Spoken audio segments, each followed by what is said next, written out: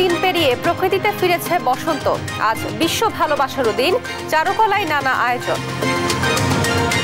ফজরের পর আমবাগানের মধ্য দিয়ে শুরু বিশ্ব ইজতেমা তৃতীয় পর্ব। খিত্তায় খিত্তায় চলছে তালিম, জিকির আশকারে মুখর তুরাক দিন। ছুটির দিনে সবজির দাম নাগালে থাকলেও সব ধরনের মুরগিতে বেড়েছে 10 থেকে 30 টাকা। অন্যান্য পণ্যের দাম অপরিবর্তিত। মেহেরপুরে পানির দরে বিক্রি হচ্ছে আলু, বাঁধাকপি, ফুলকপি। উঠছে না উৎপাদন খরচও, ভবিষ্যতে চাষে আগ্রহ হারানোর শঙ্কা। আদরের সন্তানের পেছনে বর্ণাঢ্য জীবনের সব ব্যয় করেও বৃদ্ধাশ্রমে দিন কাটছে কিছু মায়ের। পরন্ত বেলায় চরম নিঃসঙ্গতা রাখছে। এরা তো চাকরি বাকরি যা করে আমার খোঁজ খবর কেউ নেয় না, বউ দেখতে পারে না, তাই মেয়ে নিয়ে এসে আমার এখানে থেকে গেছে। এবং বাংলাদেশের পরিবর্তনে ডিপ স্টেটের ভূমিকা নেই। ট্রাম্প মোদি বৈঠক শেষে দাবি মার্কিন প্রেসিডেন্টের, বাণিজ্য দ্বিগুণ করতে চায় দুদেশ। দেখছিলেন শিরোনাম সংবাদ দুপুরে, আপনাদের সঙ্গে আছি আমি তোয়া আফরোজ। শুরুতেই মমতাজ মেহেদি গোল্ড, ভ্যালেন্টাইন ও ফাল্গুনের সংবাদ। মমতাজ মেহেদি গোল্ড, ভ্যালেন্টাইন ও ফাল্গুনের গল্প নিয়ে আমাদের সঙ্গে সরাসরি যুক্ত হচ্ছেন সহকর্মী নুসরাত জাহান। নুসরাত, সেখানে আয়োজন কেমন দেখছেন এবং বসন্তের আমেজ কেমন দেখছেন মানুষের মাঝে, বিস্তারিত জানাবেন। প্রিয় দর্শক, বিশ্ব ভালোবাসা দিবস আজ। ভালোবাসার রঙে রঙিন হোক সকলের হৃদয় এবং ভালোবাসা ছড়িয়ে পড়ুক বিশ্বের প্রতিটি মানুষের মনে প্রাণে দেহে। আপনাদের সকলকে স্বাগত জানাই মমতাজ হার্বাল প্রোডাক্টস নিবেদিত ফাল্গুন ও ভ্যালেন্টাইন বিশেষ আয়োজনে। আপনাদের সাথে আছি আমি নুসরাত জাহান এবং এই মুহূর্তে আমার সাথে আছেন ভাইয়া এবং আপু। কথা বলবো তাদের সাথে। কেমন আছেন? ইনশাআল্লাহ আলহামদুলিল্লাহ ভালো আছি। দুজনকেই বিশ্ব ভালোবাসা দিবসের শুভেচ্ছা এবং ফাল্গুনের শুভেচ্ছা। ভালোবাসা দিবসকে ঘিরে এবং ফাল্গুনকে ঘিরে কি প্ল্যান করা হয়? প্ল্যান ও করে আমি একটু কমই করি। তাহলে ভাইয়ের কাছে শুনি কি প্ল্যান করা। আসলে ভালোবাসা দিবস উপলক্ষে কোনো প্ল্যান নাই। প্ল্যান আসলে আমাদের প্রত্যেকটা দিনই ভালোবাসা দিন, আমি যতটুকু মনে করি। আর বিশেষ মুহূর্ত মানে ধরে রাখার জন্য আমাদের আজকে আসা, আর প্রত্যেক দিনই আমাদের ভালোবাসা দিবস আর কি। সো আমরা ডেইলি কোনো কিছু আমাদের বিবাহিত জীবন থেকে আমরা শুরু করে এখন পর্যন্ত আমরা চেষ্টা করি প্রত্যেকটা দিন নিয়ে একটা সুন্দর মুহূর্ত ধরে রাখার জন্য। বিয়েটা কি আমার কেন যেন আপনাদেরকে দেখে মনে হচ্ছে বিয়েটা প্রেম করে, আসলে কি তাই? হ্যাঁ, আমাদের লাভ ম্যারেজ। সো এরপরে হচ্ছে ফ্যামিলিকে কনভিন্স করে তারপরে হচ্ছে আমরা অ্যারেঞ্জ ম্যারেজের মধ্যে। খুব কষ্ট হয়েছে, কষ্টের গল্পটা ছোট্ট করে একটু শুনবো। এটা ও বিস্তারিত বলতে পারবে গুছিয়ে। ভালোবাসার সফলতা কিন্তু এত সহজে আসে না, আমরা সেই ছোট্ট করে গল্পটা শুনবো। গল্পটা আসলে খুব ছোটই, বেশি বড়ও না। বেসিক্যালি আমার ফ্যামিলিতে আমি একাই, আমার বাবা মারা গেছেন, তো ওর ফ্যামিলিতে অনেকজন ছিল। ওর ফ্যামিলি থেকে রেস্ট্রিকশনটা বেশি ছিল, ওর ফ্যামিলিকে ম্যানেজ করতে হয়েছে এবং সেটা আমি একাই করেছি। ওর ফ্যামিলিতে ওর ভাইয়ের কাছে যে বিভিন্ন রকমের সত্য মিথ্যা কথা বলে, ভেরি হাই কনভিন্সিং পাওয়ার। হ্যাঁ, এইচআরে জব করি যেহেতু আমার কনভিন্সিং পাওয়ার ভালো। রাইট। সো দুজনের মধ্যে রাগ হলে কে কাকে আগে কে কাকে আগে কনভিন্স করার ট্রাই করে? আচ্ছা, রাগের ক্ষেত্রে এই জায়গাটা একটু ভাইস ভার্সা। সো ওর রাগটা একটু কম, আমার রাগটা একটু বেশি। সো ও ট্রাই করে বিভিন্ন ওয়েতে আমাকে কনভিন্স করার জন্য। এই জায়গায় একটু উল্টা, আমরা নর্মালি ওয়াইফরা বেশি রাগ করে, বাট আমার এখানে আমি একটু বেশি রাগ করি, ও একটু কম রাগ করে। সুন্দরীদের রাগ সবসময় বেশি হয়, কিন্তু এখানে আমি এমন এক সুন্দরীকে পেলাম যার রাগ কম। আসলে আমরা সাধারণত যেরকম দেখি ওরকম নাও হতে পারে। সো মাঝে মাঝে অতি সুন্দরীদের রাগ কিন্তু কম হতে পারে। আসলে হ্যান্ডসাম ছেলেদের রাগ বেশি হতে পারে। ও মাই গড, সেটা আমি রাগ দেখাই না। হ্যাঁ, আপু রাগ দেখায় না বলে আসলে সে খুব সংসারী, সে চায় যে সংসারটা সুখী হোক, তাই তো? হ্যাঁ, চাই যে ঝামেলা না হোক, ঝগড়াঝাটি না হোক, সর্ট আউট করার জন্য চেষ্টা করে।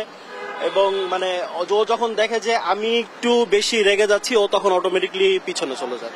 এবং খুবই সুন্দর এবং সুখের সংসার হতে মানে এরকম কিছু ছোট ছোট দিক খেয়াল রাখলেই ভালো হয়। আপনাদের জন্য অনেক শুভকামনা এবং মমতাজ হার্বাল প্রোডাক্টসের পক্ষ থেকে গিফট আছে। Thank you, this is for you. Thank you, ধন্যবাদ। প্রিয় দর্শক, আপনারা শুনছিলেন, ধন্যবাদ তোহা আপনাকে। সারা দেশে বসন্ত বরণে ব্যস্ত মানুষ। এ বিষয়ে বিস্তারিত জানাতে ঢাকা বিশ্ববিদ্যালয়ের চারুকলা থেকে সরাসরি যুক্ত হচ্ছেন সহকর্মী জান্নাতুল মোহনা। মোহনা, উৎসবে আজ কি কি আনুষ্ঠানিকতা আছে, আমাদেরকে সেখানকার বিস্তারিত তথ্য জানাবেন।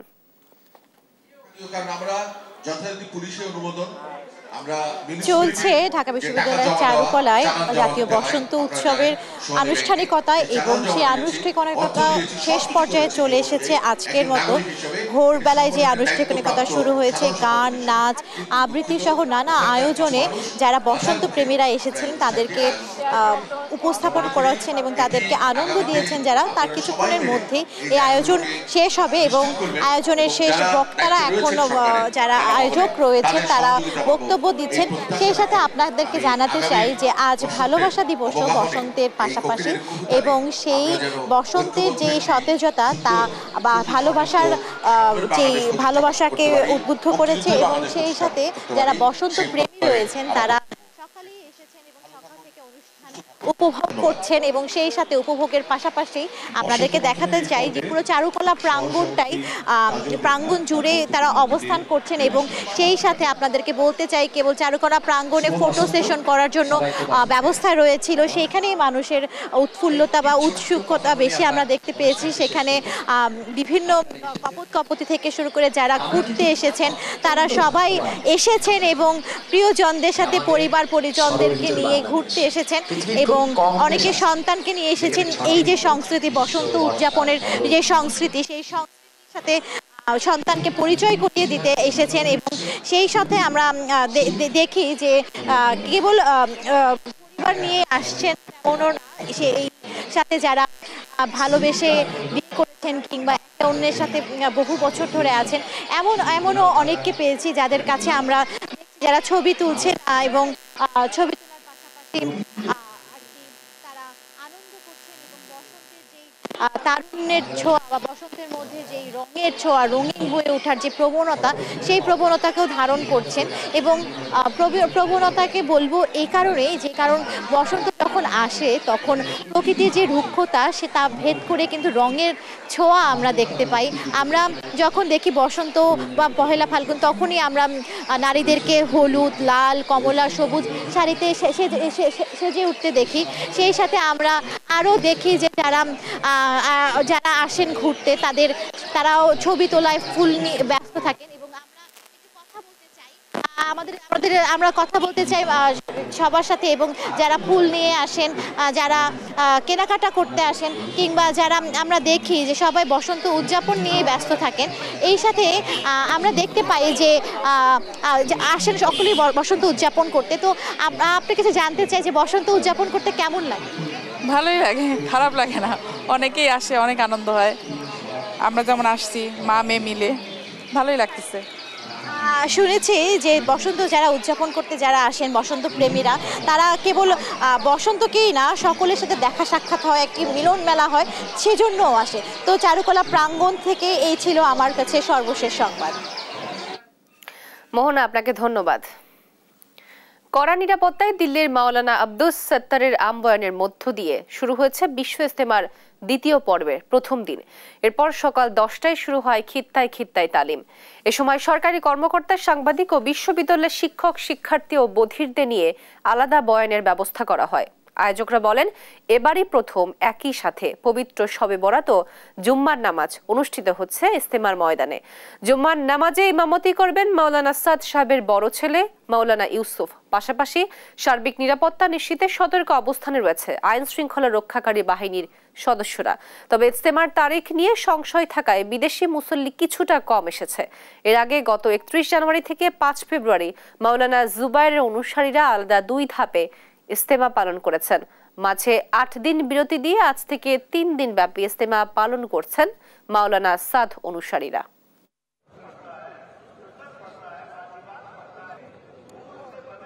এই প্রথম তাবলিগের ইতিহাসে টঙ্গীর ইজতেমার ময়দানে শবে বরাতের মতো এরকমের বরকতময় রাত্র লক্ষ লক্ষ মুসলমান, দেশি বিদেশি মেহমান উপস্থিতিতে আমাদের এই টঙ্গীর ময়দানে ইবাদত বন্দিগি করে কাটাবে।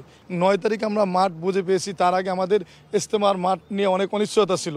তারপর আমাদের আলহামদুলিল্লাহ বিদেশি মেহমানরা ব্যাপকভাবে আসতে বিভিন্ন দেশের, এখন পর্যন্ত প্রায় 48টা দেশের মেহমান এসে উপস্থিত হয়েছে।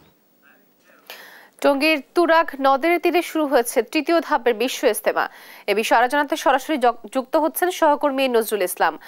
নজরুল, ইজতেমা ময়দানে মুসল্লিদের ভিড় কেমন দেখছেন এবং সেখানকার বর্তমান পরিস্থিতি কি, আমাদেরকে বিস্তারিত জানাবেন। আপনি যেমনটা বলছিলেন, আপনি জানেন যে বিশ্ব ইজতেমার 58তম বিশ্ব ইজতেমাকে ঘিরে কিন্তু এখন মুসল্লিদের পদচারণায় মুখরিত এবং সব জায়গা থেকে আমরা দেখতেছি যে বৃহত্তর যে জুমার নামাজ আদায় করবেন এর জন্য কিন্তু সব জায়গা থেকে লোকজন ইজতেমা ময়দানের দিকে আসতে শুরু করেছেন। তো এইভাবেই কিন্তু গাজীপুরের যে বিশ্ব ইজতেমা টঙ্গী তুরাগ নদীর তীরে যে অবস্থিত বিশ্ব ইজতেমা সেটা কিন্তু আপনার শুরু হয়ে গেছে এবং জুমার নামাজের সকল প্রস্তুতি কিন্তু ইতিমধ্যে নিয়েছেন। এছাড়া কিন্তু আমরা দেখতে পেয়েছি যে ইজতেমার পাশেই কিন্তু সেখানে আগত যে মুসল্লিরা রয়েছেন তাদের স্বাস্থ্য সেবা দেওয়ার জন্য কিন্তু বিভিন্ন যে সংস্থা রয়েছে অর্থাৎ স্কয়ার থেকে শুরু করে গাজীপুর সিটি কর্পোরেশনের উদ্যোগে এবং স্কয়ার এবং সব ধরনের যে এখানে ওষুধ কোম্পানিগুলো সেগুলো কিন্তু সাধারণ যে রোগী রয়েছে অর্থাৎ পেটের পীড়া, গ্যাস্ট্রিক এবং নানা ধরনের সমস্যা নিয়ে কিন্তু এখানে রোগীরা ভিড় করছেন। আমরা দেখাতে চেষ্টা করছি যে এখানে কিন্তু যে স্বাস্থ্য সেবা সেটা কিন্তু দিয়ে যাচ্ছেন। অর্থাৎ গত যে 2 পর্ব ছিল সেই 2 পর্বের মধ্যেও কিন্তু এখানে যে রোগীরা অর্থাৎ ইজতেমায় যে ভিতরে যে বাহিরের রোগীগুলো এখানে কিন্তু ফ্রি মেডিকেল ক্যাম্প করেছেন, সেটা কিন্তু আপনারা দেখতে পাচ্ছেন এখানে কিন্তু মেডিকেল সেবা দিয়ে যাচ্ছেন। তো আমরা এই ব্যাপারে কথা বলার চেষ্টা করব এই জায়গার দায়িত্বে যে রয়েছেন ওনার কাছে জানতে চাবো যে আপনারা কি ধরনের রোগীকে স্বাস্থ্য সেবা দিচ্ছেন। আসলে এখানে আগত মুসল্লিদের বিভিন্ন ধরনের সমস্যা হচ্ছে, পেটে পীড়া হচ্ছে, পেইন আছে বিভিন্ন, তারপর ডায়াবেটিক পেশেন্ট আছে, প্রেশার আছে এবং ক্রনিক কেয়ার ডিজিজের রোগীও আছে। আমাদের এখানে 4 জন গ্রাজুয়েট ডক্টর আছেন, তারা তাদের রোগ নির্ধারণ করে ওষুধ লিখে দিচ্ছেন। আমরা সেই প্রেসক্রিপশন মোতাবেক ওষুধটাও আমরা কিন্তু তাদেরকে ফ্রি দিচ্ছি মুসল্লিদেরকে। আপনি শুনলেন যে এখান থেকে কিন্তু যে মুসল্লিরা, ধর্মপ্রাণ মুসল্লিরা টঙ্গীর তুরাগ তীরে যারা অবস্থান করছেন তাদের কিন্তু নানা ধরনের যে স্বাস্থ্যসেবা সেটা কিন্তু দিয়ে যাচ্ছেন তারা, এবং এখানে বেশ কিছু ওষুধ কোম্পানির লোক কিন্তু এখানে অবস্থান নিচ্ছেন। তারা কিন্তু বিনামূল্যে এই সমস্ত স্বাস্থ্যসেবা দিয়ে যাচ্ছেন। সাধারণ যারা রোগী রয়েছেন তাদেরকে আমরা দেখতে পেয়েছি যে ইজতেমা আশপাশে যে ক্যাম্পগুলো রয়েছে সেই ক্যাম্পগুলো থেকে স্বাস্থ্যসেবা নিচ্ছেন। তো এই ছিল আমার কাছে গাজীপুর থেকে সর্বশেষ ইজতেমা ময়দান থেকে। নজরুল, আপনাকে ধন্যবাদ। ইজতেমা ময়দানের সর্বশেষ খবরাখবর জানাচ্ছিলেন আমাদের সহকর্মী। দর্শক, কথা বলছেন বিএনপির স্থায়ী কমিটির সদস্য মির্জা আব্বাস। আমরা সরাসরি চলে যাচ্ছি সেখানে। সারা বাংলাদেশে এদেশের ছাত্র জনতার উপরে গুলি চালানো হয়েছিল, যাদের উস্কানিতে আজকে দেশের দ্রব্যমূল্য বেড়ে চলেছে, যাদের উস্কানিতে আমার হাজার হাজার মা বোনের বুক খালি হয়েছে। ওই উস্কানি তাদের ধরছে না, কারণ ওদের সবার সঙ্গে হাত মিলিয়ে হয়েছেন বিশেষ একটি রাজনৈতিক দল, যারা আবার আমাদেরকে দোষারোপ করে। আসলে দর্শক, কথা বলছিলেন বিএনপির স্থায়ী কমিটির সদস্য মির্জা আব্বাস। আমরা সরাসরি ছিলাম সেখানে। বাজারে অন্য অনেক পণ্য স্বস্তিদায়ক পর্যায়ে থাকলেও মুরগির দাম বেড়েছে কেজিতে 10 থেকে 30 টাকা করে। সরবরাহ ঠিক থাকায় অপরিবর্তিত রয়েছে বেশিরভাগ সবজির দাম। শুক্রবার সকালে বাজার ঘুরে দেখা যায় টমেটো বিক্রি হচ্ছে কেজি প্রতি 30 থেকে 40, আলু 25 টাকা, শসা 50 থেকে 60 টাকা, বেগুন 40 থেকে 50 টাকায়, লেবুর হালি প্রতি 40 থেকে 50 টাকায়। মুরগির দাম বেড়েছে কেজিতে 10 থেকে 20 টাকা করে। ব্রয়লার বিক্রি হচ্ছে কেজি 200 টাকায়, সোনালী 320 আর দেশি মুরগি 580। আমি দেশি মুরগি, বাচ্চা মুরগি নিয়েছি 580, দাম বাড়তি। গত সপ্তাহে নিয়েছি 500 টাকা করে, এবার 580 কেজি। আর শাকসবজির দামও দেখতেছি গত সপ্তাহে থেকে এই সপ্তাহে একটু বাড়তি দিকে। ক্ষীরা, এই যে শসা যেটাই বলেন না কেন, আগে ছিল 30 টাকা থেকে 40 টাকা, প্রত্যেক কেজিতে 10 টাকা বেড়েছে দাম। আমি কালকে ছোলা কিনেছি 130 টাকা, কিন্তু এই ছোলা কিন্তু ছিল 80 টাকা, প্রতি কেজিতে বাড়ছে কত, 50 টাকা। বাংলাদেশের স্যাটেলাইট ইন্টারনেট সেবা স্টারলিংক চালুর বিষয়ে আলোচনা করেছেন প্রধান উপদেষ্টা ডক্টর মোহাম্মদ ইউনূস ও শীর্ষ মার্কিন ব্যবসায়ী ইলন মাস্ক। বৃহস্পতিবার এক ভার্চুয়াল বৈঠকে তাদের মধ্যে এ বিষয়ে আলোচনা হয়। প্রধান উপদেষ্টার প্রেস সচিব শফিকুল আলম এক সংবাদ বিজ্ঞপ্তিতে তথ্য জানান, সংলাপে কিভাবে উচ্চগতির এবং সাশ্রয়ী ইন্টারনেট সংযোগ বাংলাদেশের ডিজিটাল বিভাজন দূরীকরণ সহ শিক্ষা, স্বাস্থ্যসেবা ও সুবিধাবঞ্চিত অঞ্চলের অর্থনৈতিক উন্নয়নে গুরুত্বপূর্ণ ভূমিকা রাখতে পারে তা নিয়ে আলোচনা করেন তারা। পাশাপাশি এটি কিভাবে ক্ষুদ্র ও মাঝারি উদ্যোক্তাদের আন্তর্জাতিক বাজারের সঙ্গে যুক্ত হওয়ার সুযোগ তৈরি করবে সে বিষয়েও আলোচনা করেন ডক্টর ইউনুস ও ইলন মাস্ক। ইলন মাস্ক গ্রামীণ ব্যাংকের ক্ষুদ্র ঋণ মডেলের বিশ্বব্যাপী দারিদ্র্য দূরীকরণে এর প্রভাব স্বীকার করে বলেন, স্টারলিংকের মতো প্রযুক্তিগত অগ্রগতির মাধ্যমে বাংলাদেশে উদ্ভাবন, অর্থনৈতিক ক্ষমতায়ন ও আর্থিক অন্তর্ভুক্তি আরও ত্বরান্বিত করা সম্ভব হবে বলে আমি বিশ্বাস করি। লন্ডনে চিকিৎসার জন্য যাওয়া বিএনপি চেয়ারপারসন খালেদা জিয়া পবিত্র ঈদ উল ফিতরের পর দেশে ফিরতে পারেন বলে জানান যুক্তরাজ্য বিএনপির সভাপতি ও চেয়ারপারসনের উপদেষ্টা পরিষদের সদস্য এম এ মালেক। বৃহস্পতিবার রাতে এ কথা জানান তিনি। এ সময় তিনি আরও বলেন, বিএনপি চেয়ারপারসনের স্বাস্থ্যের অবস্থা এখন অনেকটা ভালো। পারিবারিক আবহে মানসিকভাবেও স্বাচ্ছন্দ্যে রয়েছেন তিনি। এছাড়াও তারেক রহমান লন্ডনে একসঙ্গে রোজা ও ঈদ পালন করবেন। উল্লেখ্য, লন্ডনের কিংস্টনে ছেলে তারেক রহমানের বাসা থেকেই বর্তমানে চিকিৎসা নিচ্ছেন খালেদা জিয়া। বিএনপি চেয়ারপারসনের ব্যক্তিগত চিকিৎসক ও দলটির স্থায়ী কমিটির সদস্য ডক্টর এজেড-এম জাহিদ হোসেন জানান, চিকিৎসকরা বাসায় গিয়ে খালেদা জিয়ার স্বাস্থ্যের নিয়মিত মনিটরিং করছেন।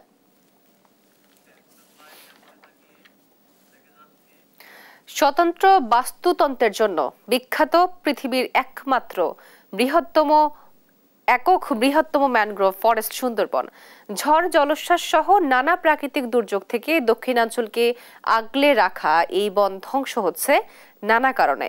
বনকে রক্ষার জন্য 14 ফেব্রুয়ারি সুন্দরবন দিবসকে সরকারি স্বীকৃতি দেওয়া ও কঠোর পদক্ষেপ গ্রহণের দাবি জানিয়েছেন সংশ্লিষ্টরা। বাগেরহাট প্রতিনিধি এস সোহানের তথ্য ছবিতে বিস্তারিত জানাচ্ছেন আব্দুল্লাহ আল মারুফ। বঙ্গোপসাগরের কোল ঘেঁষে গড়ে ওঠা 10,000 বর্গ কিলোমিটারের সুন্দরবনের বাংলাদেশ অংশে রয়েছে 6,517 বর্গ কিলোমিটার।